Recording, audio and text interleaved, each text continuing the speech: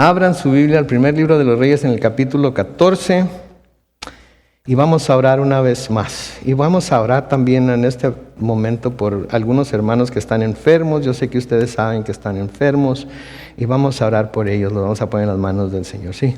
Padre Celestial, gracias Señor por esta oportunidad que nos das ahora de abrir tu palabra para escudriñarla, para estudiarla juntos, oh Dios. Te pedimos que nos enseñes claramente las cosas que tienes para nosotros aquí hoy y que podamos salir de aquí, Señor, conociéndote mejor y teniendo una idea más clara de quién eres tú y cómo es que tú operas y cuáles son las cosas que te agradan y cuáles son las que no. Así es que, Señor, danos entendimiento. Y aprovechamos también este tiempo, Señor, para poner en tus manos a nuestra hermana Adriana, a nuestro hermano Rudy, Señor. Ponemos en tus manos a nuestra hermana Flor, que nos acaban de reportar que está enferma. Está todavía por recibir, oh Dios, los resultados de la prueba de COVID que le hicieron. Pedimos que salgan negativos, oh Dios, y que sea algún catarro o algo que le esté aquejando, Señor. Ponemos en tus manos también a nuestra hermana Gaby, a su mamá, Señor, también, que ha estado enferma. Nuestra hermana Josefina viene a nuestra mente ahorita. La levantamos delante de ti en oración, Señor, y te pedimos que también extiendas tu mano desde el cielo y les toques. Y cualquier otra persona que sea parte de nuestra congregación o familiar de alguien que sea parte de nuestra congregación, ahorita, sin conocerle, sin saber su nombre, lo levantamos delante de ti. Pedimos en oración que tú le bendigas y que tú les sanes, oh Dios. Pedimos que para tus hijos tú traigas bendición y que suplas, Señor, para todas las necesidades físicas, emocionales, especialmente espirituales, Señor, que cada uno de nosotros tengamos en este momento. Así es que bendícenos al estudiar tu palabra en el nombre de Cristo Jesús. Y todos decimos: muy bien. Entonces, primer libro de los Reyes, capítulo 14. Hoy vamos a continuar en el versículo 21. Y las últimas 2 semanas estuvimos viendo el reinado de Jeroboam. Jeroboam era el rey que comenzó a reinar en el reino del norte, ¿verdad? Las 10 tribus que se separaron de las 2 que estaban en el sur. Él fue el rey que empezó a gobernar sobre ellas. Y vimos lo que sucedió con uno de sus hijos, del cual se nos dice que fue el único de sus hijos que agradó al Señor, de todos los hijos que Jeroboam tuvo. Y vimos hasta nos adelantamos un poco a ver todo lo que Jeroboam y su descendencia hizo, y vimos la razón por la cual el Señor había determinado que iba a acabar con toda la descendencia de Jeroboam. Hoy vamos a comenzar a ver el reinado de Roboam. A veces los nombres se mezclan, a veces son del reino del sur, son del reino del norte, de dónde son. Okay. Hoy vamos a comenzar a ver el reinado de Roboam, que era el rey sobre las tribus de Judá y Benjamín, o sea, el reino del sur. Este es hijo de Salomón, es hijo de Salomón, el que siguió a Salomón en el trono y que va a reinar por algunos años, y vamos a ver cómo él se comportó, aun cuando era hijo de Salomón. Tenía toda la... ¿cómo le podemos? ADN de Salomón. Vamos a ver que el ADN de Salomón y de su mamá fue no fue de mucha ventaja para este Roboam. Vemos ya en el versículo 21 de Primera de Reyes 14, donde se nos dice: Roboam, hijo de Salomón, comenzó a reinar sobre Judá a los 41 años de edad. Entonces no era muy joven cuando comenzó a reinar, pero pues en lo que cabe, ¿verdad? 41 años ahora es como tener 25 en nuestros tiempos, ¿verdad? Ahorita si uno tiene 60 es como tener, ¿qué? Como 35, ¿verdad? Si es que estamos jóvenes todavía, ¿verdad? Entonces Roboam tenía 41 años de edad cuando comenzó a reinar. Y luego noten lo que dice la siguiente parte del versículo: y reinó 17 años en Jerusalén, la ciudad que el Señor eligió de entre todas las tribus de Israel, para que ahí estuviera su nombre. Y la madre de Roboam se llamaba Noamá y presten atención a esto porque es importante, era amonita. Entonces Roboam está reinando en el reino del sur al mismo tiempo que Jeroboam está reinando en el reino del norte, ¿ok? Aunque ya vimos la semana pasada que Jeroboam había fallecido, que Jeroboam había muerto, no quiere decir que había muerto. Lo que quiere decir es que el escritor del primer libro de los Reyes nos quiso llevar hasta el tiempo en el que Jeroboam murió, pero aquí mientras Roboam está reinando, Jeroboam todavía no ha muerto. Este Roboam del que está hablando aquí Es el Roboam delante del cual fueron Jeroboam y el pueblo al principio de su reinado. ¿Se acuerdan? Lo miramos en Primera de Reyes en el capítulo 12. Primera de Reyes en el capítulo 12 vimos cuando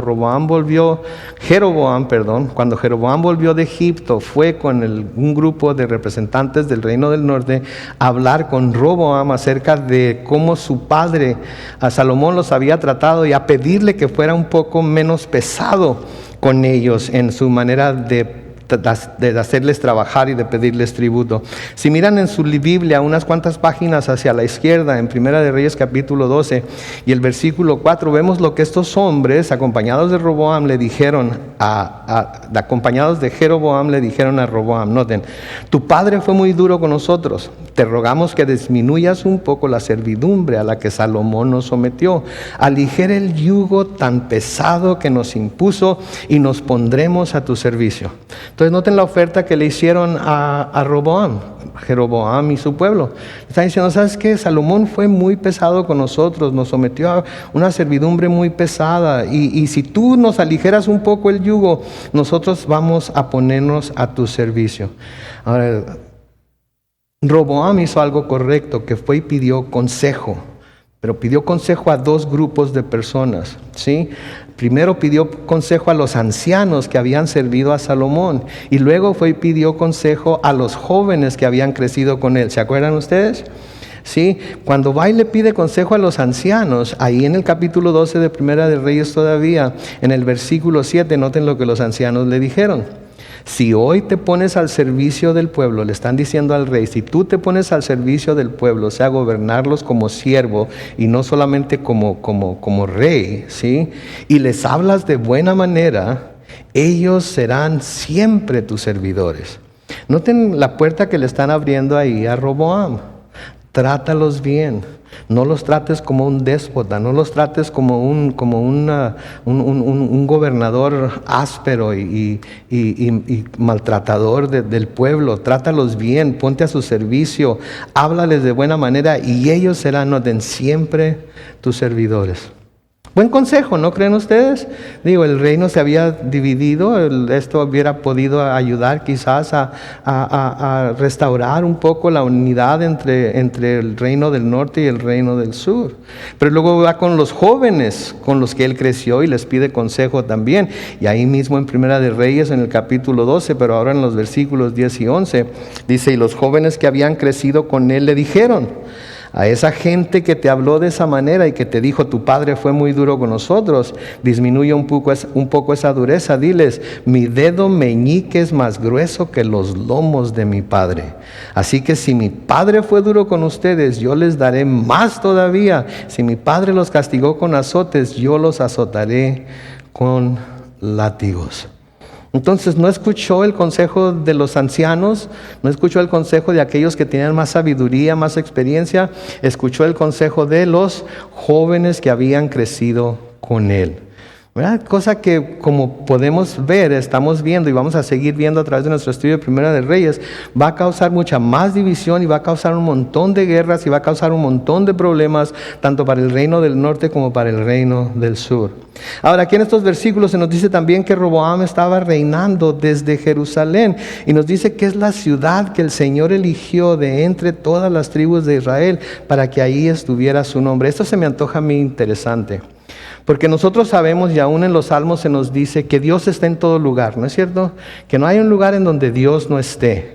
Que donde quiera que vayamos, al fondo del mar, si estamos en las tinieblas, en donde quiera que estemos, estamos en la presencia de Dios. Sin embargo, Dios escoge esta ciudad de Jerusalén para que su nombre sea puesto sobre ella, como señal de que si querían tener una audiencia, por así decirlo, con el Señor, tenían que ir a Jerusalén en ciertos tiempos del año, hacer ciertas cosas, presentar ciertos sacrificios, etcétera, etcétera. Y creo yo que el Señor tenía una muy buena razón por la que quería un lugar en el cual su pueblo se congregara. Y vamos a verlo ahorita, vamos a leer aquí en la pantalla Deuteronomio capítulo 12 y vamos a ver los versículos 1 al 7. Deuteronomio 12, 1 al 7. Noten lo que dice el Señor aquí. Estos son los estatutos y decretos que ustedes tendrán cuidado de poner por obra todos los días que ustedes vivan en la tierra que el Señor, el Dios de sus padres, les ha dado en posesión. ¿Cuánto tiempo? Todos los días que ustedes vivan en la tierra. Ahora, quizás el Señor aquí está anticipando que va a llegar el día en el que van a ser tan desobedientes que Él los va a tener que echar fuera de la tierra. Pero les dice, mientras vivan ahí en la tierra van a tener que, esto es lo que van a tener que hacer. Versículo 2, escuchen esto. Y léanlo conmigo porque es muy importante en lo que va a seguir aquí. Versículo 2, destruirán por completo todos los montes altos y colinas y todo árbol frondoso donde sirvieron a sus dioses las naciones que ustedes van a heredar. Quédense ahí. Entonces, las naciones que iban a ser echadas fuera y de las cuales iban a heredar sus tierras, las tierras que Israel iba a poseer, ellos levantaban montes, tenían colinas, tenían árboles frondosos, sí, y todo eso lo usaban para adorar a sus dioses. Se creía en aquel tiempo que entre más alto estaba el lugar en el que se adoraba a su Dios, más cerca estaba de ese Dios, precisamente porque estaba en una colina, estaba en un monte o lo que sea.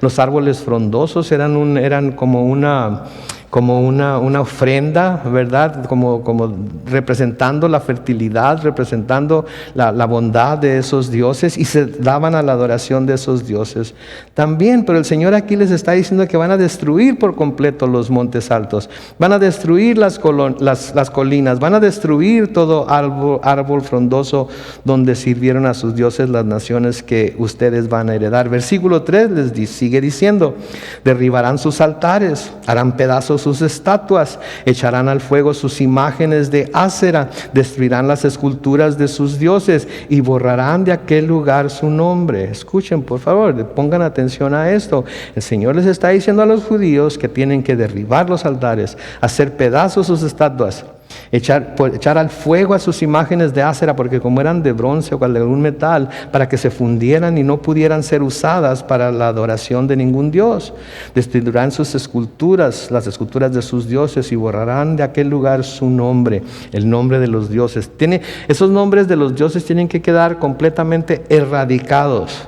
Sí, porque ahora iba a ser poseída esa tierra por los israelitas, y el único Dios al que deberían ellos adorar era a Jehová de los ejércitos, el Dios de Abraham, Isaac y Jacob. En el versículo 4 dice, pero con el Señor su Dios no actuarán así, sino que buscarán el lugar que el Señor su Dios escoja de entre todas sus tribus para poner ahí la residencia de su nombre, y allá acudirán para llevar sus holocaustos y sacrificios, diezmos, ofrendas elevadas, sus votos y ofrendas voluntarias, y las primicias de sus vacas y de sus ovejas. Noten el versículo 7. Ahí también comerán ustedes y sus familias delante del Señor su Dios, y se regocijarán en todo lo que hagan y en lo que el Señor su Dios les haya bendecido. Entonces el Señor quería un lugar en donde las familias de Israel se reunieran, en donde las familias de Israel pudieran ir a adorar, pudieran ir a presentar sus ofrendas, pudieran ir a presentar sus holocaustos, sus sacrificios, sus diezmos, ¿sí? Para que fueran a pagar sus votos, para que fueran a dar sus ofrendas voluntarias, y las primicias, que son las primeras, ¿sí? Todo lo primero, lo mejor de sus vacas y de sus ovejas. Pero luego no se pierdan del versículo 7, porque podríamos quedarnos clavados en todo eso, pero había una razón más, y creo que esta es la razón más poderosa por la que el Señor quería que hicieran esto. Ahí también comerán ustedes y sus familias. ¿Qué quiere decir eso? Cuando los judíos iban a Jerusalén a presentar sus sacrificios, no era nada más degüellarlos y desangrarlos y despellejarlos y quemarlo todo, sino que a veces algunos de los sacrificios que se presentaban, lo que hacían era que los cocinaban, le daban una porción al sacerdote que estaba fungiendo como tal, y luego la familia familia tomaba otra porción y ahí dentro de los atrios del templo se sentaban y comían y conversaban y cantaban y se gozaban. A veces si la familia era muy pequeña para comerse todo un becerro o para comerse todo un cordero, invitaban a otras 2 o 3 familias con ellos porque el de los sacrificios no podía quedar nada de un día para otro.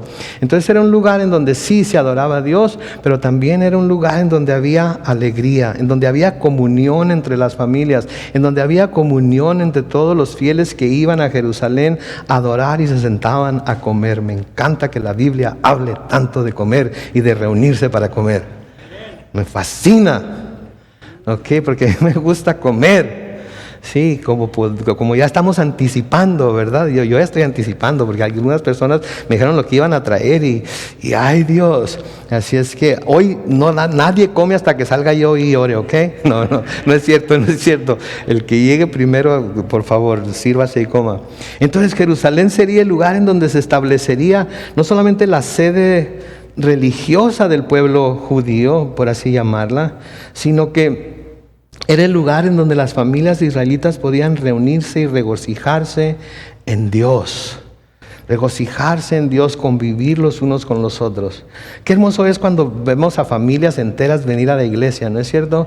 Vemos al papá, a la mamá, a los hijos, sí, luego vemos abuelitos y nietos y etcétera, etcétera, y todos están sentados juntos y los niños se van al grupo de niños y luego van los papás por ellos, y cuando hay jóvenes, que esperamos que pronto tengamos un grupo de jóvenes aquí, estamos orando a Dios por ello, los jóvenes se van a su clase y todos estamos aprendiendo acerca del Señor y luego todos nos reunimos y espero, es mi esperanza y mi oración, que todos los que somos padres de familia aquí, una vez que nos reunimos con nuestros hijos, platiquemos con ellos acerca de lo que Dios nos enseñó a nosotros en nuestro servicio y les preguntemos a ellos lo que Dios les enseñó a ellos durante su servicio, ¿verdad? Y que después podamos reunirnos allá afuera como lo hacemos cada vez que venimos aquí y nos comamos un pan, un café, etcétera, etcétera, y podemos sentarnos a conversar. Me fascina a mí quedarme a platicar allá afuera. Me fascina quedarme a platicar. Y no es porque no disfrute de la compañía de mis hijos. Amo sentarme a la mesa con mis hijos y platicar con ellos. Sí, pero a ustedes también los considero mi familia. Me encantan los jueves cuando nos reunimos a leer y terminamos la lectura como a las 8, 8:30 y les seguimos platicando hasta las 10, 10:30 y tomando café y comiendo, etcétera, etcétera. Es algo hermoso todo eso. Y el Señor desde el Antiguo Testamento ya había establecido algo así. A menudo tenemos la idea de que el Antiguo Testamento es algo rígido, es algo fuerte, es algo de tenerle miedo, es algo pero podemos ver claramente el carácter de Dios aquí. ¿Sí? Entonces Jerusalén sería el lugar en donde se establecería la sede religiosa del país, sí. Pero Dios seguía estando en todo lugar, sin embargo. Pero esta ciudad fue la que Él escogió para que las familias israelitas pudieran reunirse y regocijarse en Él y para que se conociera como su ciudad. La ciudad de Jerusalén se conoce como la ciudad de Dios, se conoce como la ciudad del gran rey. Es una ciudad especial. Noten cómo toda la atención de todo el mundo está siempre puesta sobre Jerusalén. Y cuando vemos cosas pasar en Jerusalén tenemos que parar el oído, porque eso significa que algo serio está por pasar. Ahorita, si se han dado cuenta, Jerusalén ni siquiera ha aparecido en las noticias mucho, ¿sí? Pero pongan atención cuando la ciudad de Jerusalén de repente está en las noticias, ahí es cuando hay que prestar atención. Sí, en el Salmo 46, los versículos 1 al 5, Salmo 46, versículos 1 al 5, dice: Dios es nuestro amparo y fortaleza, nuestro pronto auxilio en todos los problemas. ¿Quién dice amén? Por eso no tenemos ningún temor. ¿Quién dice amén? Aunque la tierra se estremezca y los montes se hundan en el fondo del mar, aunque sus aguas bramen y se agiten y los montes tiemblan en su furia, los afluentes del río alegran la ciudad ¿de quién? De Dios, el santuario donde habita el Altísimo. Dios está en medio de la ciudad, por eso la ciudad no será conmovida. Ya en las mañanas Dios le brinda su ayuda. Ok, entonces vemos aquí claramente, esta es la ciudad de Dios y Dios tiene su atención puesta en esa ciudad. Sí, y los judíos cuando están pasando por problemas, cuando están pasando por situaciones difíciles, se vuelven hacia la ciudad de Jerusalén y oran, viendo hacia la ciudad, así como Daniel lo hizo cuando el rey le mandó que no le oraran a ningún otro Dios más que a él, el rey. ¿Y qué fue lo que hizo Daniel? Daniel se fue a su recámara, abrió las ventanas hacia la ciudad de Jerusalén, se postró y empezó a orar. Sí, abrió las ventanas de nuevo y se puso a orar. Entonces es la ciudad de Dios. En el Salmo 48, los versículos 1 al 3, dice: grande es el Señor nuestro Dios, digno es de grandes alabanzas en su ciudad, en su santo monte. ¿Quién dice amén? Versículo 2, hermosa colina es el monte de Sión, que es en donde se encuentra la ciudad de Jerusalén, en su santo monte, hermosa colina es el monte de Sión, situada al norte de la ciudad del gran rey. Es motivo de gozo en toda la tierra.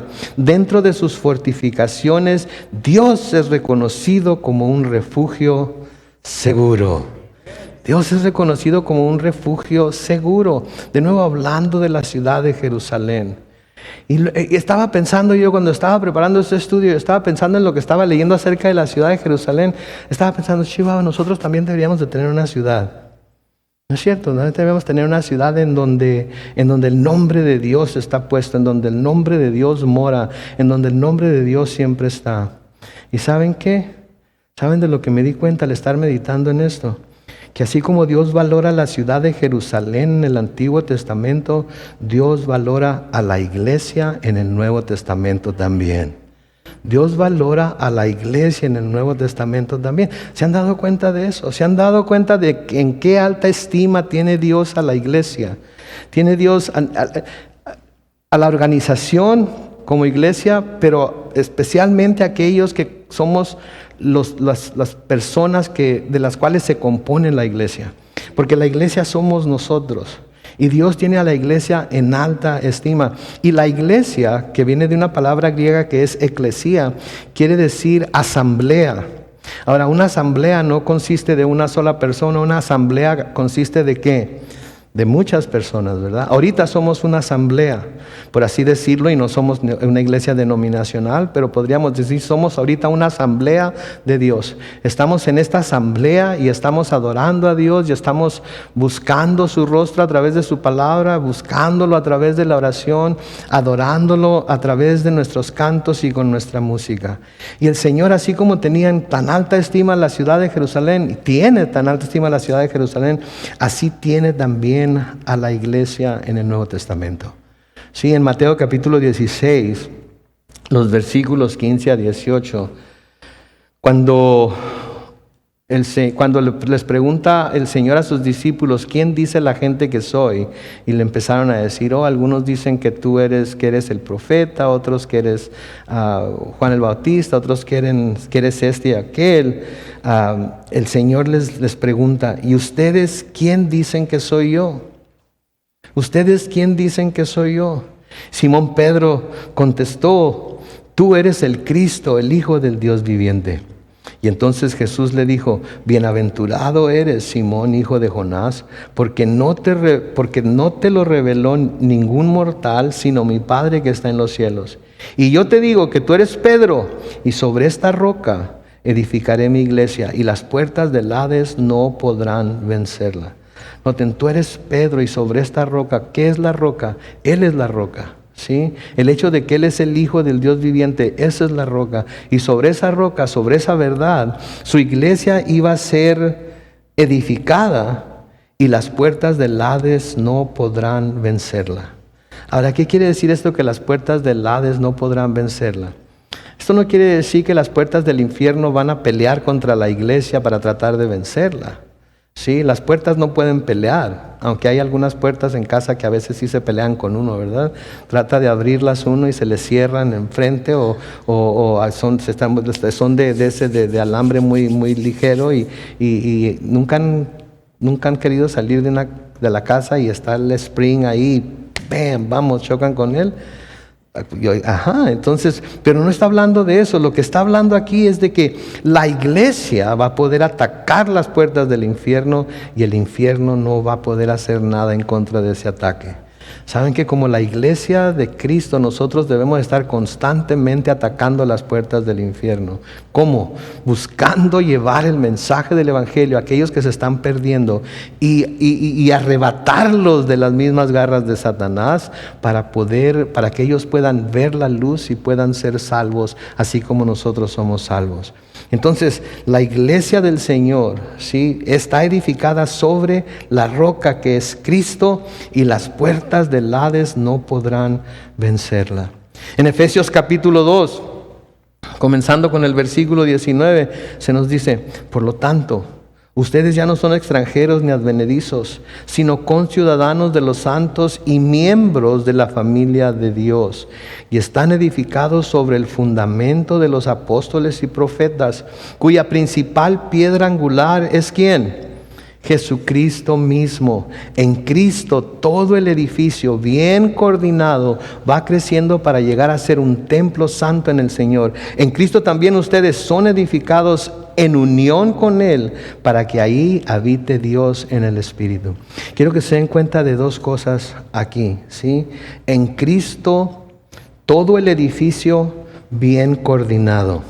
Está hablando aquí de la iglesia como un edificio, amén. Y si ustedes ven las paredes de este edificio, está confeccionado de diferentes bloques, ¿no es cierto? Y todos los bloques, para poder mantener el edificio de pie, tienen que estar ¿qué? Uno con otro, uno con otro, uno con otro. ¿Por qué les estoy diciendo esto? Porque creo que muchas personas han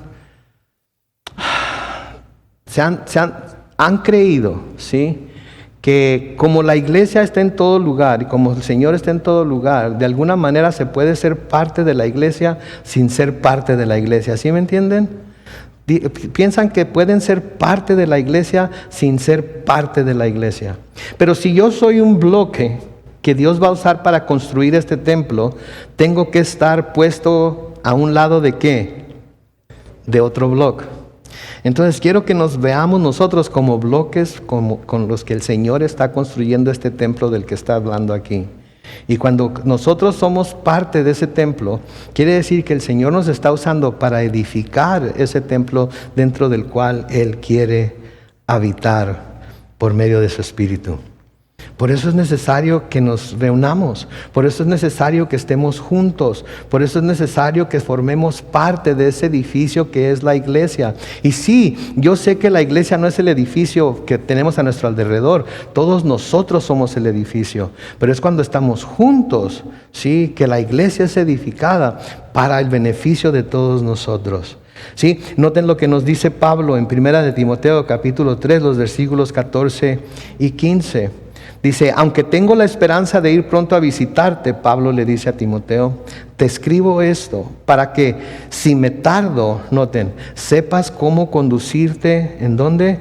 En la casa de Dios, que es ¿qué? La iglesia del Dios viviente. Y luego, ¿cómo la llama? Columna y baluarte de la verdad. Columna y baluarte de la verdad. ¿Sí? Las columnas detienen algo, levantan algo, lo detienen en su lugar, lo ponen en su lugar. Es el soporte que mantiene algo en su lugar. La iglesia, nosotros somos columna, ¿sí?, de la casa de Dios. Y luego baluarte, ¿saben lo que es un baluarte? Cuando viajaba yo a Campeche había fuertes, paredes todavía de los fuertes antiguos que resguardaban a la ciudad de los piratas que venían a quererla atacar. Y en las esquinas de cada una de esas paredes había así como algo así como redondo, en donde cabía 1 o 2 hombres nada más, y tenían una ventana hacia el mar, y ahí era donde se metían las personas, de los soldados que estaban resguardando el puerto de Campeche para cuidar contra los piratas que los pudieran atacar y avisar al pueblo con tiempo de que iban a ser atacados, que los piratas estaban acercándose para atacarlos. Nosotros también somos esa columna que mantiene la verdad al frente de todo mundo. Y somos los baluartes, ¿sí? Somos los baluartes que estamos a las vivas siempre escudriñando las Escrituras, siempre viendo lo que se está enseñando, tanto aquí como fuera, para estar seguro que lo que se está enseñando y lo que estamos recibiendo es la verdad. Entonces el Señor ha puesto gran estima en la iglesia y ha puesto gran responsabilidad también. Y tenemos que reconocer que nosotros somos parte de ella. ¿Sí? Porque de nuevo hay mucha gente que por alguna razón siente que puede despreciar a la iglesia, que puede hablar mal de la iglesia. No, ¿para qué voy a la iglesia si está lleno de hipócritas? Pues no se preocupen, siempre hay lugar para uno más. ¿Ok? Siempre hay lugar para uno más. Así es que no se preocupen porque somos una bola de hipócritas. Somos igual que ustedes. Así es que vénganse. ¿Sí? Y hay gente que desprecia a la iglesia. Hay gente que ve a la iglesia como algo innecesario. Hay gente que ve a la iglesia como algo que puede poner en su agenda para ir cuando tenga tiempo para ir, cuando se tenga tiempo disponible. Y no, para el Señor es muy importante su iglesia. Tan importante que en las Escrituras es llamada la esposa de Cristo. Varones, ¿cómo se sentirían ustedes si a alguien le faltara el respeto a su esposa? ¿Ok? ¿Qué harían si a alguien le faltara el respeto a su esposa? ¿Sí? La esposa de Cristo es la iglesia. ¿Sí? Y no podemos nosotros ver a la iglesia con desdén, no podemos ver a la iglesia con desprecio, tenemos que verla como lo que es. La iglesia es la esposa de nuestro mejor amigo, por así decirlo. Es la esposa de nuestro mejor amigo. Entonces se le llama la esposa de Cristo. Otra forma en la que se le llama es el cuerpo de Cristo. Es el cuerpo de Cristo, cosas que sin duda Dios tiene en muy alta estima. ¿Ustedes creen que el Señor no tuvo en alta estima el cuerpo de su Hijo Jesús? Claro que sí, tanto así que no lo permitió ver, ¿cómo se le llama? No permitió que su cuerpo pasara por lo que todo cuerpo humano después de que la vida sale de la persona le suceda. No vio corrupción.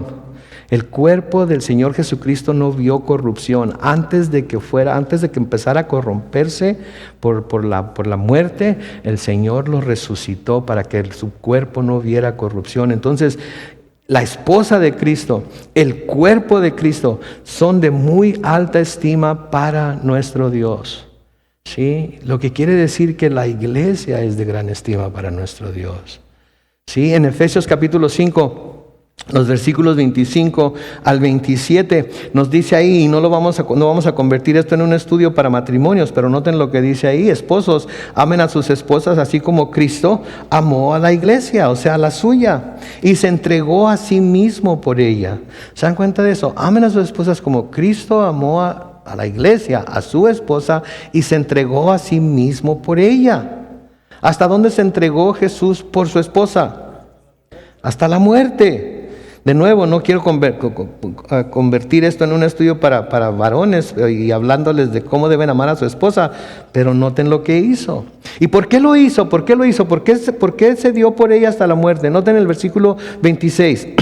Para santificarla. ¿Sí? Para santificarla. Él la purificó en el lavamiento ¿de qué? Del agua por la palabra, a fin de presentársela a sí mismo como una iglesia gloriosa, santa e intachable, sin mancha, ni arruga, ni nada semejante. ¿Saben lo que está haciendo Dios ahorita por medio de la palabra? Nos está lavando con el agua de la palabra. Nos está lavando con el agua de la palabra, porque todos traemos cosas que se nos pegan del mundo, ¿no es cierto? Y ahorita lo que está haciendo Dios con su palabra es que nos está lavando. ¿Por qué? Porque quiere tener una esposa santa. ¿Sí? Quiere tener una esposa gloriosa, quiere tener una esposa santa, intachable, sin mancha ni arruga ni nada semejante. Entonces, cuando nos reunimos y estudiamos la palabra de Dios, es como que Dios está lavándonos, purificándonos de todas nuestras impurezas, porque Él quiere tener una esposa santa. En 2 de Corintios capítulo 11 y el versículo 2, noten lo que Pablo dice ahí: el celo que muestro por ustedes proviene de Dios. Ustedes son como una doncella pura a la que he comprometido en matrimonio con un solo esposo, que es ¿quién? Es Cristo.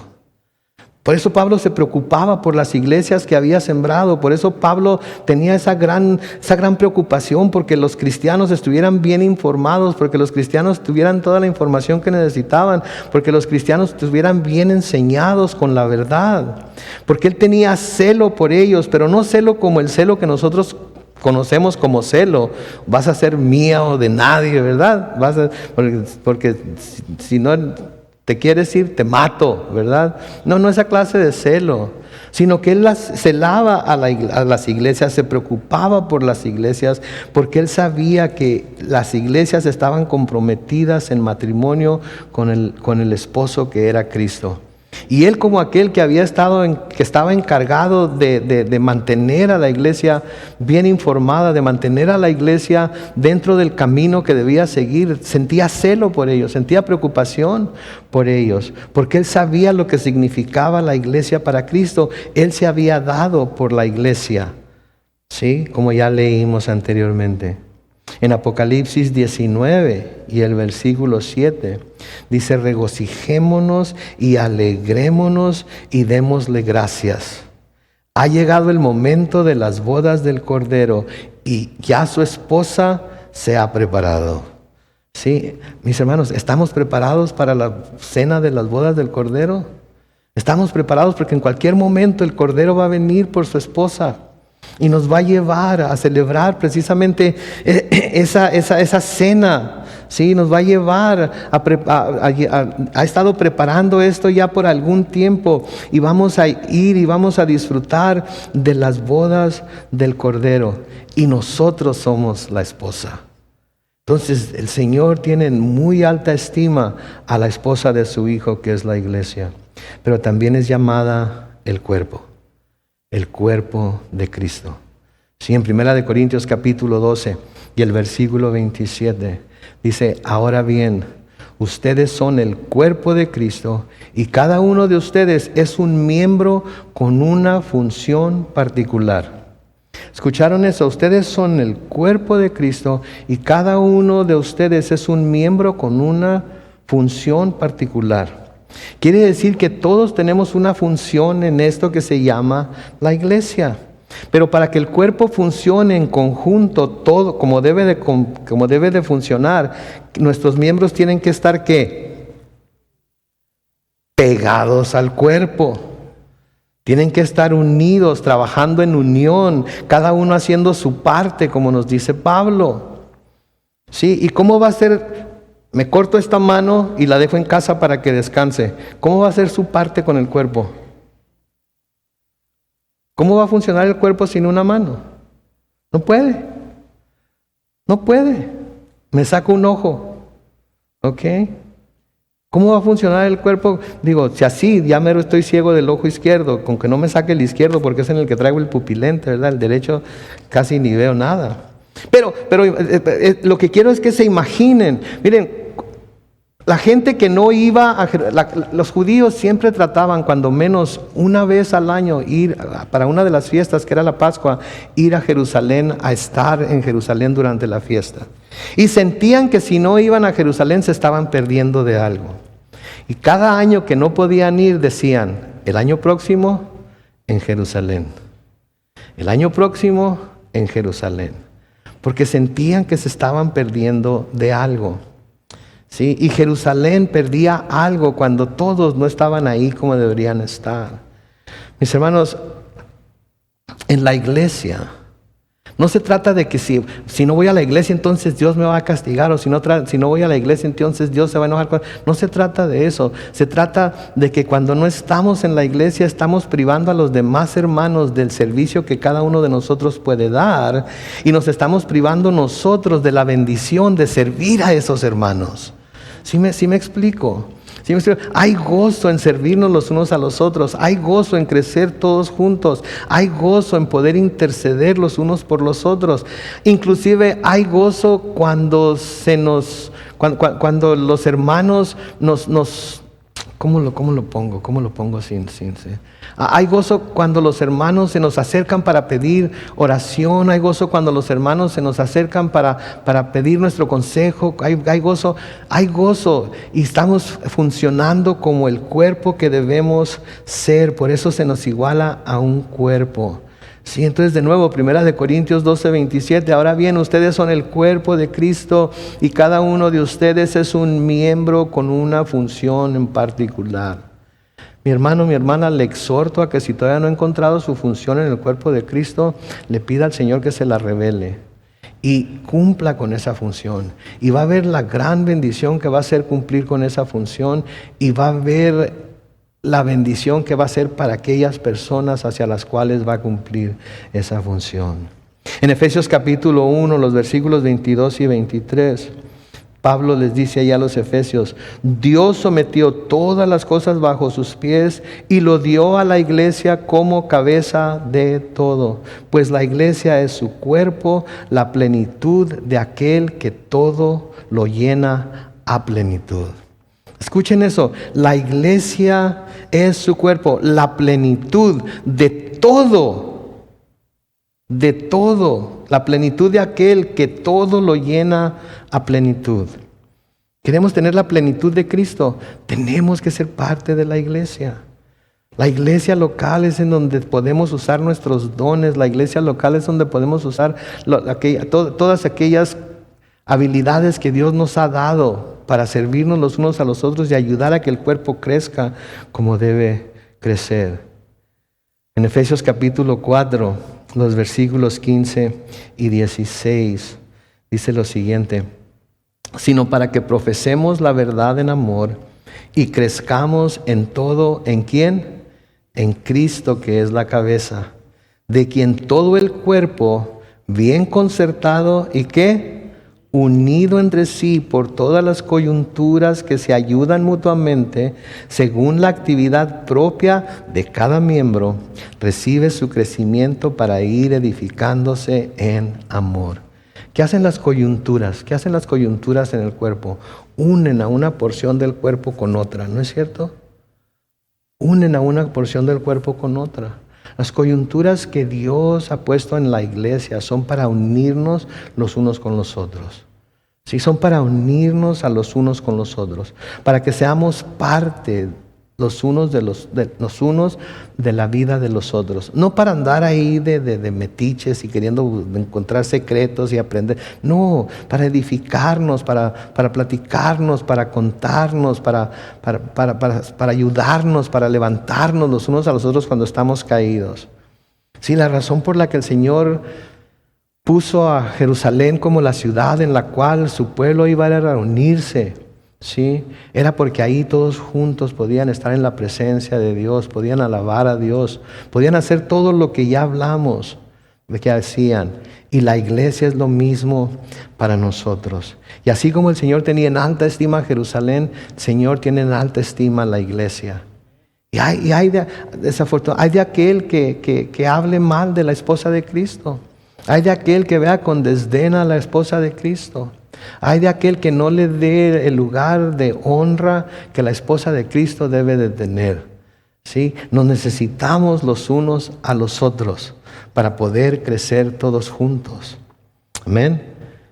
Por último, aquí esta noche, en Hechos capítulo 2, en los versículos 46 y 47. La iglesia al principio se nos dice en el libro de los Hechos que todos los días se reunían ¿en dónde? En el templo. ¿Y qué hacían? Y partían el pan en las casas. ¿Y qué hacían? Y comían juntos, ¿cómo? Con alegría y sencillez de corazón. ¿Qué es lo que vamos a hacer ahorita, mis hermanos? Es lo que vamos a hacer ahorita. Vamos a comer todos juntos. Sí, vamos a comer todos juntos con alegría y sencillez de corazón. Vamos a disfrutar de lo que los diferentes miembros de la iglesia hicieron para bendecirnos a todos nosotros. Amén. Y luego noten lo que dice el versículo 47. Mientras alababan a Dios y brindaban ayuda a todo el pueblo. Y noten la segunda parte del versículo 47. Y cada día el Señor añadía a la iglesia a los que habían de ser salvos. ¿Se veían lo que produce? ¿Se veían lo que produce el cuerpo de Cristo? Bien unido el cuerpo de Cristo, cada miembro haciendo lo que tiene que hacer. Causa que otras personas que están afuera vean lo que la iglesia está haciendo, vean lo que está pasando en la iglesia y deseen ser parte de ella. Por eso se nos dice que somos luz en las tinieblas. Por eso se nos dice que somos sal, ¿sí? Y eso es lo que causa, la sal causa sed. Sí, nosotros cuando estamos siendo la iglesia y somos esa sal, causamos sed en aquellos que no son parte de ella. Y ese es el resultado, que crece la iglesia y el Señor añade a la iglesia a los que habían de ser salvos. Hay gente que nos está viendo a nosotros como iglesia. Hay gente que está buscando ver un poco de esperanza, una luz de esperanza en lo que se llama la iglesia. Tuve una experiencia esta semana. Resulta que una pareja que nunca había venido a la iglesia, vino a la iglesia al servicio de inglés y estuvieron juntos aquí.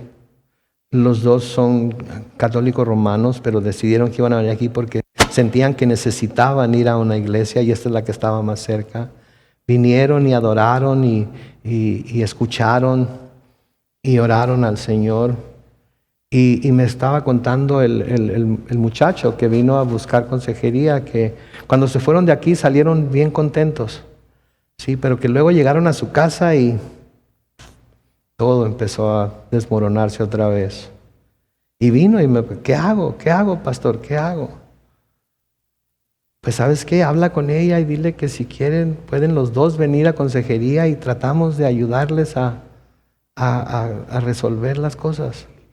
Y luego me dice, qué curioso que me diga eso, porque hace unos momentos me mandó un texto y me dijo que por qué no buscábamos consejería.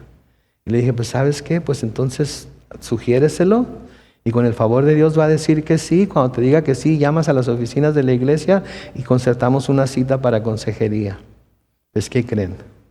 Que hoy llamo a la iglesia para concertar una cita de consejería para él y para su esposa. ¿Por qué? Porque vinieron a la iglesia. Estuvieron entre aquellos que somos miembros del cuerpo de Cristo. Y buscaron y sintieron que aquí iban a encontrar lo que necesitaban para solucionar los problemas en su matrimonio. Ahora, ¿van a encontrar la solución? Sí. Pero van a tener que querer aplicar la solución también, ¿verdad? Pero nada más para decirles que cuando la iglesia se reúne, el poder de Dios se manifiesta, ¿sí? Y toca a los que necesitan ser tocados, como necesitan ser tocados. Y habla a quienes necesitan escuchar las palabras que necesitan escuchar. Por eso estamos aquí. No estoy hablando de que nosotros seamos la Nueva Jerusalén. La Nueva Jerusalén vamos a estar en ella en el cielo. Estoy hablando de que así como el Señor apreciaba la ciudad de Jerusalén como aquella en la cual había puesto su nombre y a la cual llamaba a su pueblo a reunirse para adorarle y para presentarle sus sacrificios y ofrendas para que tuvieran comunión los unos con los otros, así en el Nuevo Testamento Él ha puesto a su iglesia. ¿Y saben qué? Debemos amar la iglesia. Debemos respetar la iglesia. Debemos de darle el valor a la iglesia que el Señor Jesucristo le da y más que eso, que el Padre del Señor Jesucristo le da. Porque somos la esposa de su Hijo. Somos parte de su cuerpo. Y debemos honrar esta institución como el Señor espera que la honremos. Amén. Vamos a orar mientras el grupo de alabanza pasa al frente. Bendito Padre Celestial, te damos gracias por tu palabra en esta noche, Señor. Te damos gracias por lo que hemos aprendido en ella. Te damos gracias por lo que nos has enseñado, Padre Santo. Y te pedimos ahorita que hagas algo en nosotros, Señor, que nos ayudes a ver claramente las cosas como tú las ves. Y esto incluye tu iglesia, Señor. Que no la veamos con nuestros ojos humanos, sino que la veamos como lo que es. Que la veamos como el cuerpo de tu Hijo Jesús. Que la veamos como la esposa de tu Hijo Jesús, Señor. Y que no la menospreciemos, que no creamos que es algo que podemos tomar o dejar y no tomar en cuenta, sino que tú nos has llamado a que seamos parte de ella Y por ello, Señor, en esta tarde estamos aquí para adorar tu nombre, para bendecirte, para aprender más de ti, para estar en comunión con los hermanos y todos juntos por el Espíritu en comunión contigo. Bendito Padre Celestial, te pedimos que nos ayudes, oh Dios, a poder a entender estas cosas y poder guardarlas en nuestro corazón, Señor, y poder actuar de acuerdo a ellas. Gracias por tu palabra, gracias, Señor, porque eres bueno.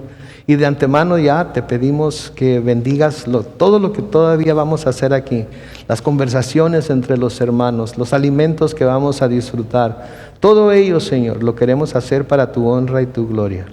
Bendícenos, protégenos, guárdanos y, Señor, que tu nombre sea exaltado ante todos nosotros, que somos tu cuerpo. En el nombre de Cristo Jesús. Y todos decimos, amén.